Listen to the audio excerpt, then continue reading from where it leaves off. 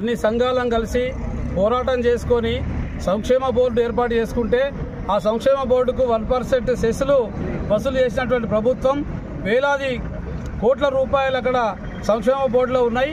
ఆ నిధులను ఎట్లా దొంగసాటుగా ఎత్తుకపోదాం అనేటువంటి ఉద్దేశంగా ఈ కమిషనర్ గారు దీన్ని ప్రైవేట్ సంస్థలకు అప్పచెప్తా అని చెప్పేసి కుట్ర పన్నుతూ ఉన్నారు.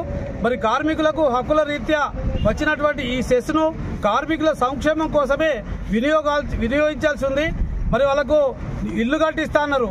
భవన నిర్మాణ కార్మికులు అందరికేమో ఇల్లు కడతారు, వీళ్ళకేమో ఇండ్లు లేవు, ఎక్కడ కూడా ఇండ్లు లేవు. పోయిన ప్రభుత్వం డబుల్ బెడ్రూమ్లో కూడా ఎవరికి కూడా న్యాయం చేయకుండా మరి ఈ భవన నిర్మాణ కార్మికులకు ఇండ్లు ఇవ్వలేదు. మరి ఇప్పుడు వచ్చినటువంటి ఈ ప్రభుత్వం కూడా అందరికీ ఇల్లు కట్టిస్తామని చెప్తా ఉంది. మరి ఈ యొక్క సంక్షేమ బోర్డులో ఉన్నటువంటి నిధులను వెచ్చిస్తేనే వేలాది మందికి మరి ఇక్కడ పింఛన్ కానీ ఇండ్లు కానీ మరి వైద్య సదుపాయాలు కానీ ఏర్పాటు చేస్తే కూడా సరిపోయే నిధులు ఉన్నాయి అక్కడ. ఆ నిధులను దొంగసాటుగా ఇప్పుడున్నటువంటి కమిషనర్ మొత్తం దుర్వినియోగం చేసే ఉద్దేశంగా ఈయన కుట్ర పన్నుతా ఉన్నాడు. కాబట్టి వెంటనే మంత్రిత్వ శాఖను ఏర్పాటు చేయాలి, కార్మికులకు న్యాయం చేయాలని చెప్పేసి డిమాండ్ చేస్తున్నాం. ఒకవేళ ఆ రకంగా కార్మికులకు న్యాయం చేయకపోతే హైదరాబాద్లోని కమిషనర్ ఆఫీస్ను మొత్తం అన్ని సంఘాలను కలిసి ముట్టడిస్తామని హెచ్చరిస్తున్నాం. భవన నిర్మాణ కార్మికుల పట్ల ప్రభుత్వ నిర్లక్ష్య వైఖరిని నిరసిస్తూ భవన నిర్మాణ కార్మికులను భరోసానిస్తున్నటువంటి వెల్ఫేర్ బోర్డును ప్రైవేటీకరించే విధానాలను మానుకోవాలని, అదేవిధంగా భవన నిర్మాణ కార్మికులకు సంబంధించి వెల్ఫేర్ బోర్డులో పెండింగ్లో ఉన్న క్లెయిమ్లన్నింటినీ వెంటనే పరిష్కరించాలని, 50 సంవత్సరాలు దాటినటువంటి భవన నిర్మాణ కార్మికులందరికీ 5,000 రూపాయల పెన్షన్ అమలు చేయాలని, అదేవిధంగా భవన నిర్మాణ కార్మికులకు ఇల్లు లేని వాళ్ళందరికీ కూడా డబుల్ బెడ్రూమ్ ఇళ్లను అందించాలని తదితర డిమాండ్ల మీద ఈరోజు Telangana building and other construction workers union CIT ఆధ్వర్యంలో రాజన్న సిరిసిల్ల జిల్లా కలెక్టరేట్ ముందు పెద్ద ఎత్తున ధర్నా కార్యక్రమం నిర్వహించడం జరుగుతుంది.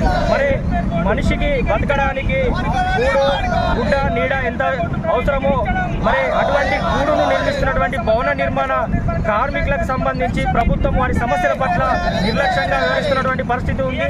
మరి పెద్ద పెద్ద భవంతులు, మరి అందమైన బిల్డింగ్లు, ప్రభుత్వ కార్యాలయాలు నిర్మిస్తున్నటువంటి భవన నిర్మాణ కార్మికులకే కనీసం ఉండడానికి ఇల్లు లేనటువంటి పరిస్థితి ఉంది.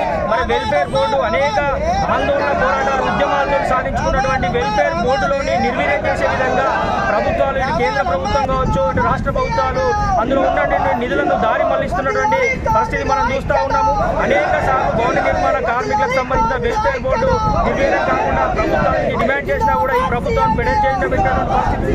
సెస్సు ద్వారా వచ్చినటువంటి వేలాది కోట్ల రూపాయలను పక్కదారి పట్టిస్తూ ఇతర పథకాలకు మళ్లిస్తున్నటువంటి పరిస్థితుల్లో కార్మికులకు సంక్షేమ పథకాలైనటువంటి వారికి తగ్గిస్తూ వారికి పట్ల నిర్లక్ష్యంగా వ్యవహరిస్తున్నటువంటి పరిస్థితుల్లో ఈరోజు మరి ప్రభుత్వాన్ని డిమాండ్ చేయడం జరుగుతూ ఉంది.